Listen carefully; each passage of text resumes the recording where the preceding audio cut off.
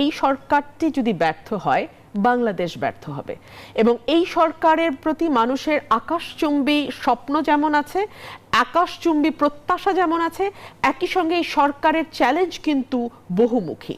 এখন দেখা গেছে প্রতিটি মানুষ এত বেশি নাগরিক হয়ে উঠেছে এবং প্রত্যেকে তার ক্ষুদ্রাতি ক্ষুদ্র চাওয়া পাওয়া নিয়ে এত ভীষণ মারদাঙ্গা হয়ে পথে নামছে যে এটা সরকারের ডে টু ডে অ্যাক্টিভিটিস চালানোটাই ডিফিকাল্ট হয়ে যাচ্ছে। আমি গতকালকে রাস্তায় ছিলাম এবং আমাকে 6 ঘন্টা, 5.5 থেকে 6 ঘন্টা গুলশান থেকে ধানমন্ডি পৌঁছতে হয়েছে। এখন যারা ফেল করছে তারাও আন্দোলন করে। আগে মানুষ ফেল করলে লজ্জায় ঘরে লুকায় থাকতো, এখন তারা আন্দোলন করে।